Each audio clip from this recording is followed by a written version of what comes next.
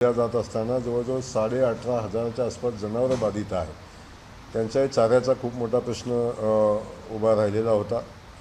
त्या चाऱ्याचा साधारण रोज 144 मेट्रिक टन चारा लागेल अशा पद्धतीची परिस्थिती आहे. आणि या 2 दिवसात प्रशासनानं तशा सूचना दिल्यानंतर छत्रपती संभाजीनगर असेल किंवा सातारा जिल्हा असेल, अन्य काही जिल्ह्यातनं चाऱ्याची उपलब्धता करून संबंधित तालुक्यामध्ये चारा पोचवण्याचं काम केलं. आणि त्या जनावरांनाही आता चारा बऱ्यापैकी आता पोचतो आहे. काही ठिकाणी पोचत नाही, काही ठिकाणी आपण व्यवस्था करतो. त्यासोबत जवळजवळ 81 गावाची लाईट वीज खंडित झालेली होती.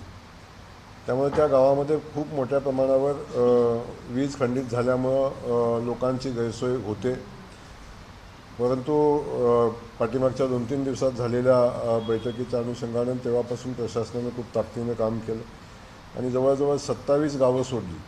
तर बहुतांश ठिकाणी मुख्य गावठाणामध्ये आता वीज जोडणी झालेली आहे. त्या ठिकाणी आता वीज पोचली, पण पुन्हा काही ठिकाणची वीज खंडित झालेली आहे. काही ठिकाणी MSEBच्या अधिकाऱ्यांनी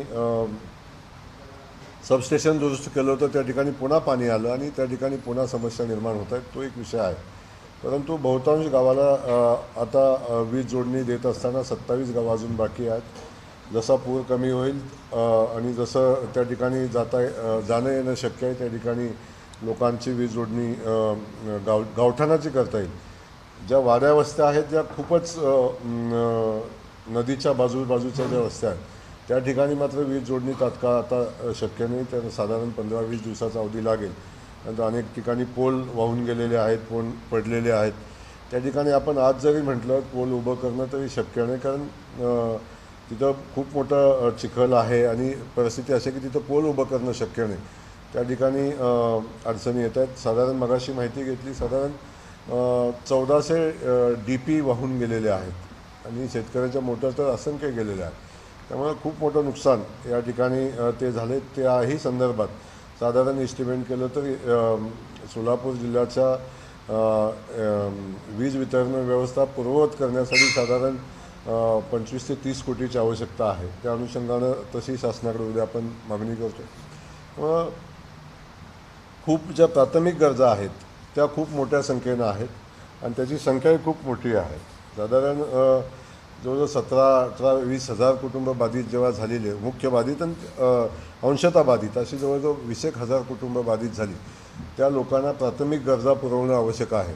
खूप सेवाभावी संस्था मदत करत आहेत आणि त्या ठिकाणी लोकांना मदत देण्याचं काम चालू आहे.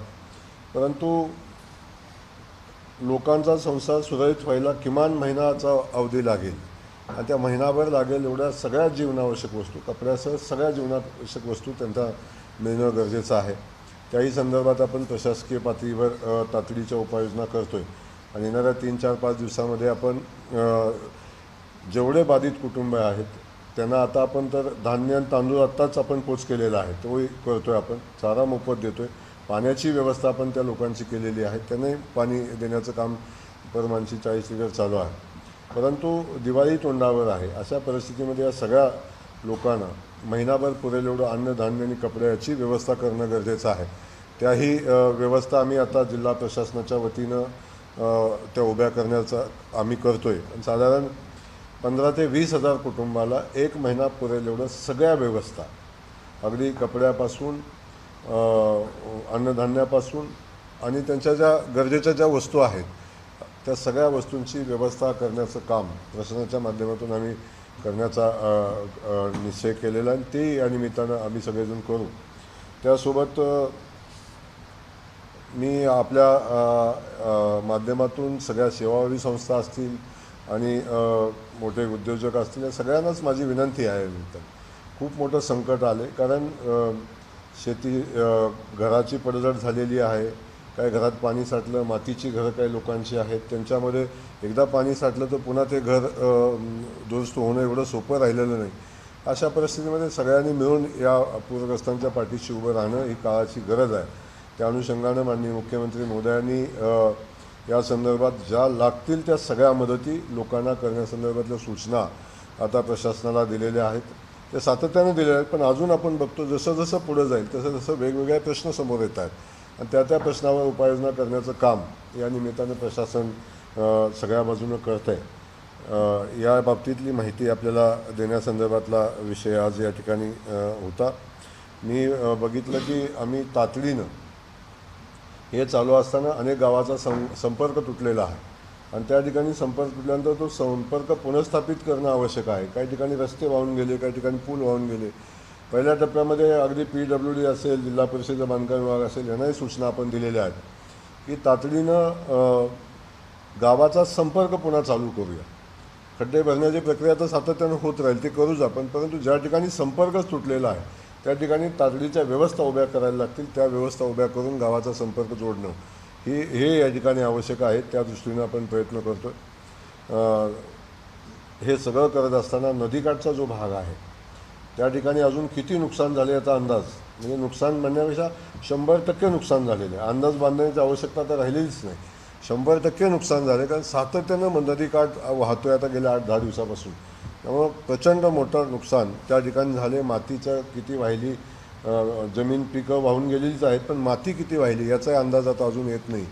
बऱ्याच ठिकाणी पंचनामे करत असताना अक्कलकोट तालुका असेल, बाजूचा करमाळा तालुका असेल, किंबहुना माळशिरस तालुका, सांगोला तालुका या ठिकाणी पंचनामे होत आहेत.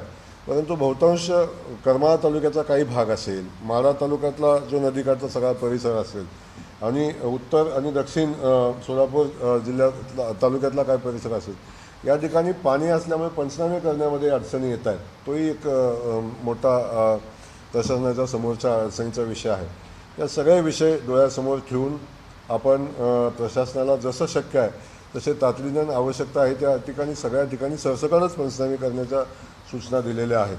आणि आपण बघितलं असेल 110 मंडळापैकी साधारण 72 मंडळामध्ये अतिवृष्टी झालेली आहे आणि त्यातील बहुतांश म्हणजे त्यामध्ये 70% मंडळामध्ये 2-2 वेळा अतिवृष्टी झालेली आहे. आणि त्यातल्या राहिलेले काही मंडळं आहेत, म्हणजे साधारण 20-25 मंडळं आहेत, त्या मंडळामध्ये 3-3 वेळा अतिवृष्टी झालेली आहे. त्यामुळे या ठिकाणी प्रचंड नुकसान झाले. शेतकरी संकटात आहे. अशा परिस्थितीमध्ये आपण सगळ्यांनी शेतकऱ्यांच्या पाठीशी उभं राहणं ही आवश्यकता आहे. त्यांना धीर देणं आवश्यकता आहे. माझी या माध्यमातून सगळ्या लोकप्रतिनिधींना माझी विनंती आहे. अनेक राजकीय पक्षाचे नेते या ठिकाणी येत आहेत, भेटीगाठी करत आहेत, तेव्हा या ठिकाणी राजकारण न करता शेतकरी बांधवांच्या पाठीशी उभं राहणं ही गरज आहे. प्रशासनानं खूप चांगलं काम प्रशासन करतं, या ठिकाणी सगळ्या उपाययोजना करते. परंतु शेवटी नैसर्गिक संकटाला मानव म्हणून काय आपण ज्या सुविधा उपलब्ध करतो किंवा ज्या यंत्रणा उपलब्ध करतो त्याला काही मर्यादा तर येतात, परंतु या मर्यादाचं भांडवल करून या ठिकाणी राजकारण न करता आपण या सगळ्या शेतकरी बांधवांच्या पाठीशी आणि बाधित लोकांच्या पाठीशी उभं राहणं हे आवश्यक आहे, अशी माझी विनंती या निमित्तानं सगळ्याच आमच्या लोकप्रतिनिधींना या ठिकाणी येणाऱ्या सगळ्याच लोकांना माझी विनंती राहील. अनेक सेवाभावी संस्था मदत करत आहेत, त्यांना मी धन्यवाद देईन. आणि आणखीनची मदत ज्यांना ज्यांना शक्य आहे त्यांनी या पूरग्रस्त भागामध्ये करावी. जिल्हाधिकाऱ्यांशी एक कक्ष ओपन केलेला आहे, त्याच्याशी संपर्क करावा आणि जी शक्य आहे ती मदत या निमित्तानं द्यावी, अशा पद्धतीची विनंती या निमित्तानं मी सगळ्याच उद्योजकांना करेन, ज्यांना दानशूर व्यक्तींनाही करेन. आणि त्याचसोबत या ठिकाणी खास करून आम्ही जिल्हा परिषदेच्या वतीनं एक जनसेवा संघटनेच्या वतीनं तर गावं स्वच्छ करायची मोहीम घेतो आहे. परंतु मी आत्ताच मगाशी झालेल्या बैठकीमध्ये आमच्या जिल्हा परिषदेला सूचना दिलेल्या आहेत की जेव्हा पूर जातो तेव्हा गावामध्ये खूप मोठ्या प्रमाणात चिखल आणि घरामध्ये खूप मोठी अडचण होते आणि गावामध्ये दुर्गंधी आणि गावामध्ये ज्या कचरा वाहून आलेला जो होतो तो काढणं आवश्यक आहे. आणि त्या ठिकाणी आधीच लोक याच्या सगळ्यामुळं बाधित आहेत. त्यासाठी गावागावामध्ये गाव स्वच्छ करण्यासाठी यंत्रणा उभ्या करायला लागतील. त्याचंही तातडीचं टेंडर काढण्याच्या सूचना आम्ही दिलेल्या आहेत. आम्ही जिल्हा परिषदेच्या वतीनं सगळी गावं ज्या ठिकाणी आवश्यक आहे ती सगळी गावं आम्ही स्वच्छ करून लोकांना त्या ठिकाणी पुन्हा राहण्याची व्यवस्था तातडीने व्हावी अशी व्यवस्था आम्ही या निमित्तानं करतो. MSCBला ज्या ठिकाणी पाणी योजना बंद आहेत त्या ठिकाणच्या पहिल्या पाणी योजना चालू करण्याच्या सूचना दिलेल्या आहेत. त्या दृष्टीनं ती यंत्रणा वेगानं काम करते. आवश्यकता भासली तर बाहेरच्या जिल्ह्यातूनही MSEBचा स्टाफ असेल, अन्य विभागाला जे लागेल ती यंत्रणा उभी करून आपण देऊ आणि त्या लोकांचं जनजीवन लवकरात लवकर पूर्वपदावर येण्यासाठी आपण सगळे मिळून प्रयत्न करू. खरंच कौतुक आहे की तुम्ही कुठल्याही राजकारण न करता मदत करावी असं तुम्ही आव्हान केलं. पण राजकीय पुढारी आणि सेवाभावी संस्था मदत करत असताना यादी तयार केली जाते.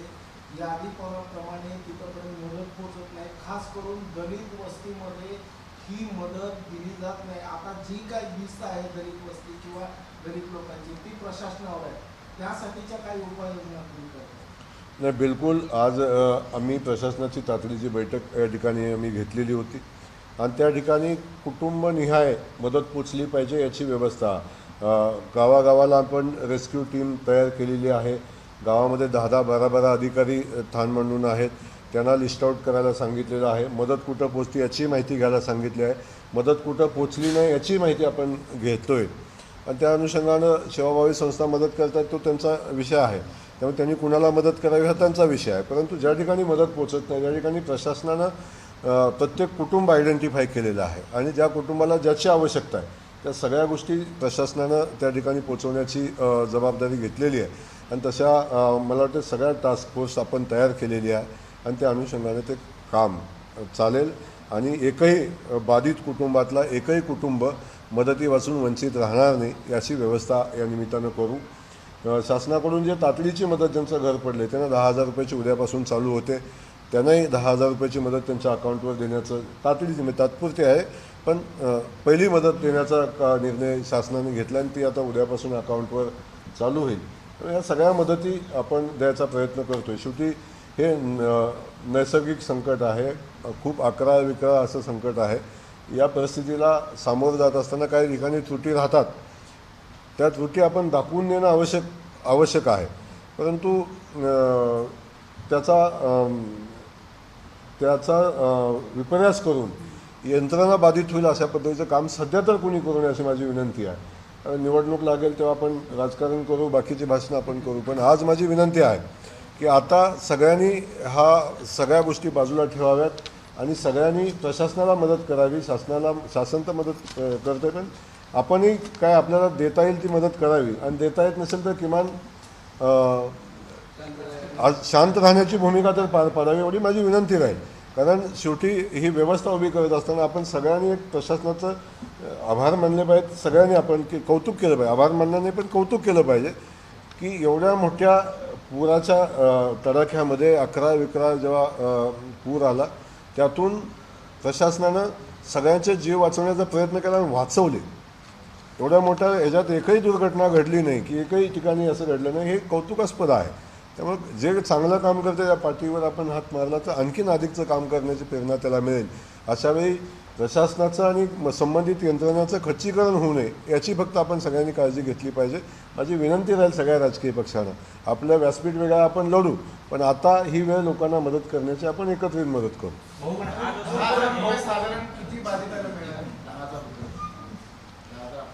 नाही, आता जे लोक कुटुंब बाधित आहे ज्यांच्या घरामध्ये पाणी गेलेलं आहे त्या लोकांना प्राथमिक मदत मिळणार आहे.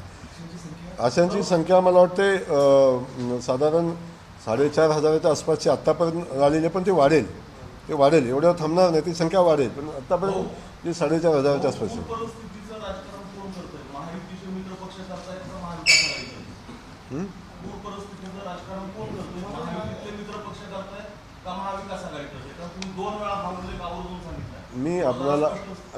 मी स्पष्ट सांगेन की ते बोलण्याची ही वेळ नाही आहे. मी का बोललो आहे याची कल्पना आपल्याला आहे पण ती बोलण्याची आज वेळ नाही. कुणा ब्लेम करण्याची आज वेळ नाही. माझी विनंती आहे सगळ्यांनाच विनंती आहे की आता या ठिकाणी राजकारण आपल्या करू नये.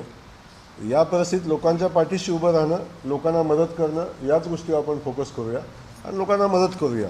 राजकारणाचं व्यासपीठ आपण चालू होईल. निवडणुका महिनापर्यंत आहेत तेव्हा आपण बाकी सगळ्या गोष्टी करू पण आज आपण लोकांच्या मदतीला जाऊया, लोकांना मदत करूया आणि श्रेयवाद हा विषय बाजूला ठेवा. अजून कोणच श्रेय घ्यायला गेलेलं नाही. आपण म्हणजे अगदी आम्ही काम करतो, आम्ही कधी म्हटलं नाही आम्ही काम केलं की आम्ही करतोय, असं नाही.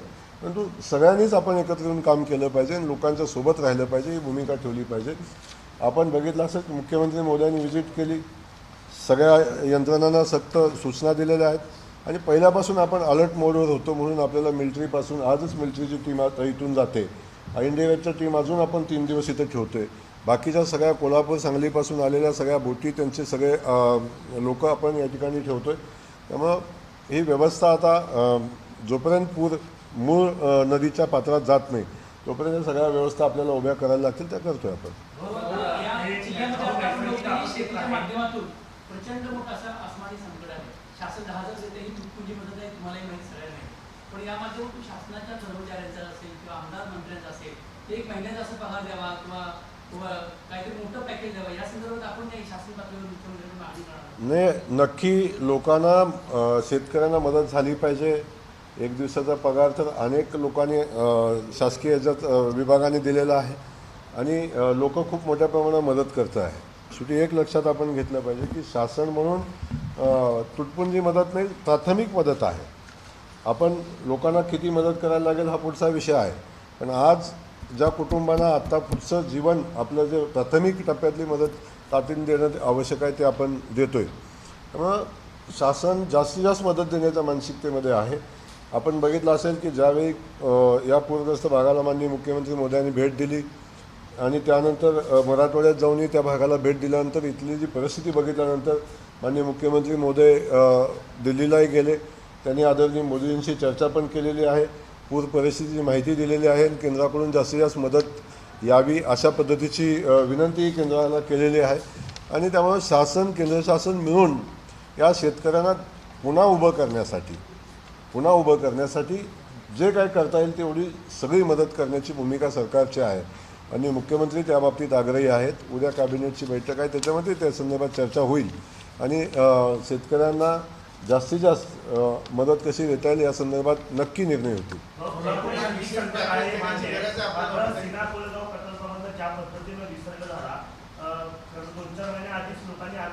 पाणी सोडण्यात यावं नदीमध्ये, नदी कोरडी टाक पडली आहे. मात्र त्यावेळेस शेतकऱ्यांना पाणी उपलब्ध करून दिलं गेलं नाही, तुम्ही प्रयत्न करून आदेश नंतर ते पाणी सोडण्यात आलं. मात्र आता ही परिस्थिती अशा पद्धतीने उद्भवली. प्रशासकीय याच्यामध्ये काही चूक आहे का किंवा त्या पद्धतीने या पूर परिस्थितीनंतर चौकशी वगैरे काही केली जाणार आहे? आपण वारंवार ह्या गोष्टी आपण मांडताय, ती परिस्थिती आपण समजून घेतली पाहिजे. जेव्हा जेव्हा धरणामध्ये पाणी साठा उपलब्ध होता तेव्हा तो साठा नियमित याच्याप्रमाणे सोडला जातो. कालवा समिती निर्णय घेत असते आणि पाणी सोडत असते. परंतु जेव्हा पाणीच नव्हतं, परिस्थिती आपल्याला माहिती आहे की धरणामध्ये पाणीच आता मायनसला होतं, तेव्हा पाणी सोडणं तेव्हा शक्य नव्हतं, तेव्हा लोकांची मागणी अवश्य होती. परंतु आत्ता जे पाऊस पडलेला आहे हा मला वाटते 50 वर्षाच्या इतिहासातला सर्वोच्च पाऊस आपल्या या भागात पडलेला आहे. मला नाही वाटत की सोलापूरच्या इतिहासामध्ये ही परिस्थिती कधी उद्भवली होती असं मला वाटत नाही. आपल्या तर किमान बघण्या ऐकण्यात नाही आहे. त्यामुळं हे आसमानी संकट आहे आणि आसमानी संकटाचा सामना करत असताना प्रशासन आणि ह्या व्यवस्थेच्या हातात किती गोष्टी राहिल्या होत्या. पाणी ज्या ठिकाणी धरणं भरणे तेव्हा नॅचरल गेट होते, ओव्हरफ्लो झालेलं पाणी खाली येणार होतं, कोणी अडवून ते पॉसिबल नव्हतं. आणि ज्या ठिकाणी साठा नियंत्रित करता येत होता किंवा विसर्ग नियंत्रित करता येत होता त्या ठिकाणी ते कमी अधिक प्रमाणात करता येत होतं. परंतु शेवटी पाणी साठाच एवढा मोठा होता त्या ठिकाणी ते जो पाणी सोडणं आवश्यक होतं का नॅचरल फ्लोनं पाणी आलं त्याचा विषय आहे. पण अवश्य तुम्ही म्हणता त्या गोष्टी संदर्भात माननीय मुख्यमंत्रीमध्ये बोललेले आहेत. याच्यामध्ये काय चुका झालेल्या आहेत का, याच्यामध्ये काय आहे का हे तपासून बघायला बिलकुल हरकत नाही आणि त्याचाही तपास आपण करू. आता चौकशी आपण करता येईल आणि त्याच्यावर जर काय चुकीचं घडलं असेल तर त्याच्यावर कारवाई झाली पाहिजे. त्याबद्दल काय सोलापूर शहरातला एक प्रश्न आहे आदिला नदीच्या संदर्भातचा. तुम्ही पण मध्यंतरी सगळी ज्या दिवशी अतिवृष्टी झाली त्या दिवशी पाहणी केली, महापालिका काही सूचना दिल्या, त्या सूचनांचं तेवढं मनावर पद्धतीनं पालन नाही केल्यामुळं काल देखील दुर्गाभवानी मंदिराजवळ सोलापूर ते तुळजापूर रस्ता बंद झाला होता आणि कालही जवळपास 300-400 लोकांच्या घरामध्ये वसंत विहार असेल, यश नगर असेल, स्वराज विहार असेल तिथं पाणी गेलं. त्यानंतर काल सकाळी महापालिकेचे जेसीबी काही ठिकाणी पाण्याची वाट काढून दिली. म्हणजे आपण सांगितल्यानंतर पण तिथल्या पात्रामध्ये आपण म्हणताय ती वस्तुस्थिती खरी आहे. महापालिकेला मी सूचना दिलेल्या होत्या. परंतु एक तिथं प्रॉब्लेम झालेला आहे ते तुम्हालाही ज्ञात आहे आणि सगळ्यांना ज्ञात आहे. जेव्हा नॅशनल हायवेचं काम झालं तेव्हा जे पाणी काढून देणं अपेक्षित होतं त्या ठिकाणी ते प्रॉपर काम झालं नाही. त्या संदर्भात मी हायवेच्या लोकांना बोलवून घेतलं होतं, त्यांच्यासोबतही बैठक झालेली आहे. सातत्यानं पाऊस पडतो आहे, त्यामुळं एकदा तो पाणी काढून देणं आवश्यक आहे. ज्या भागात पाणी साठते, कारण ते पाणी हायवे ओलांडून पलीकडं जात नाही, ज्या ठिकाणी जाणं अपेक्षित त्या ठिकाणी जात नाही, त्यामुळे ते पाणी तुंबून राहते आणि ते तुंबून राहिलेलं पाणी लोकांच्या घरामध्ये येते. ही वस्तुस्थिती आहे आणि ते पुन्हा काल थोड्या प्रमाणावर ते झालं आहे.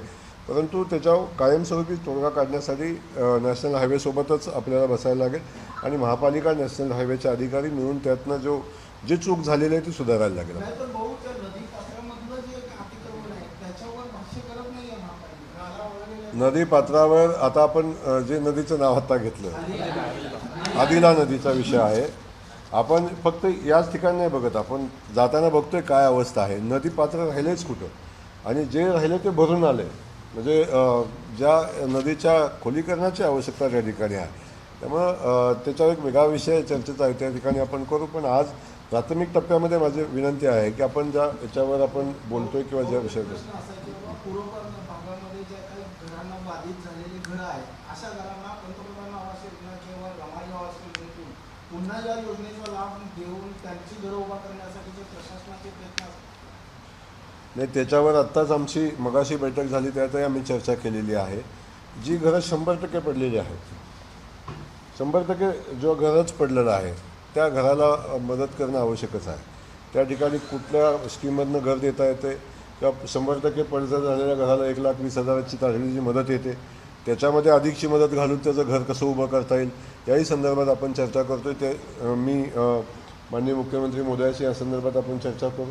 त्यामुळं शेवटी एक आहे की हे सरकार लोकांसाठी काम करतं, हे जनतेचं सरकार आहे.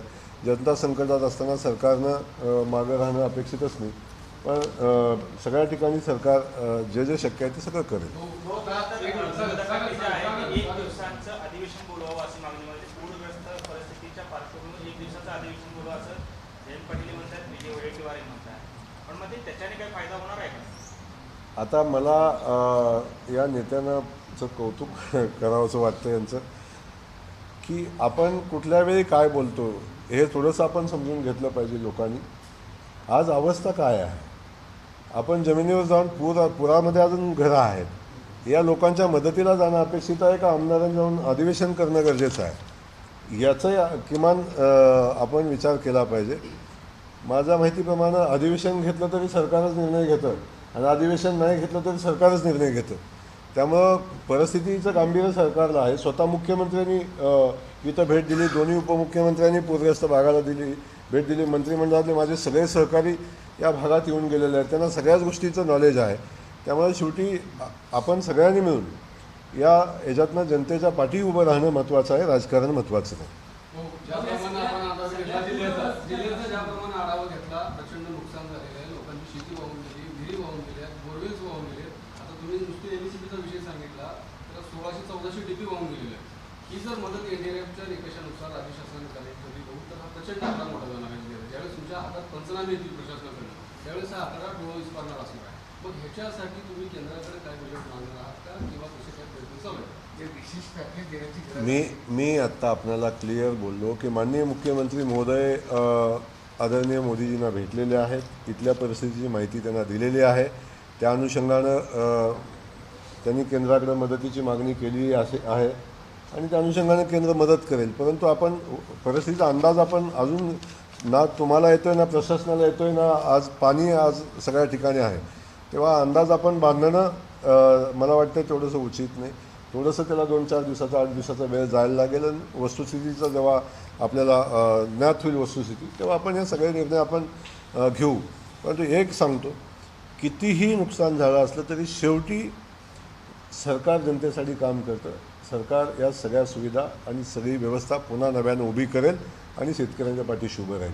म्हणजे 150 DP वाहून गेले काय आणि MSCBची सगळी व्यवस्था वाहून गेली काय, घरं अडचणीत आली काय, या सगळ्या ठिकाणी सरकार या लोकांच्या पाठीशी उभं राहील आणि सरकार यांना मदत करेल जनतेला. शहरात अनेक ठिकाणी पाणी शिरत आहे, त्या ठिकाणी MSCBनं लाईट अगोदर बंद करणं गरजेचं आहे. आता लोकांच्या घरांनी पाणी शिरत तरी लाईट चालू राहते आणि पण MSCB ठीक आहे, आता ते मी माहिती घेतो, जसं घडलं असेल तर आपण तशा सूचना देऊ. शेवटी लाईटची आवश्यकता असते आणि जेव्हा आवश्यकता नाही असतानाही काही ठिकाणी धोका झाला असेल निर्माण, तर त्या ठिकाणी बंद करणं अपेक्षित आहे. तेव्हा त्या संदर्भातल्या सूचना आपण प्रशासनाला देऊ. महावितरणचं 30 कोटी आपण सांगितलं होतं. बाकीच्या ज्या एजन्सी आहेत, PWD आहे, BJP आहे, असा एकत्रित आकडा काढला आहे सोलापूर जिल्ह्याचं किती नुकसान झालं? आता MSCBची चर्चा माझी झाली, त्यांनी तो आकडा मला आता बैठकीत सांगितलेला आहे. PWDचे सोबत अधिकारी होते, त्यांनाही मी तातडीनं सांगितलेलं आहे की आत्ता फक्त गावाचाच संपर्क तुटलेला आहे. ज्या ठिकाणी संपर्क तुटला आहे, ज्या ठिकाणी रस्ता वाहून गेला आहे का, ज्या ठिकाणी वीज वाहून गेलेले आहेत, त्याला प्रायोरिटी आपण द्या. खड्डे भरायची प्रक्रिया त्यानंतरची प्रक्रिया आहे.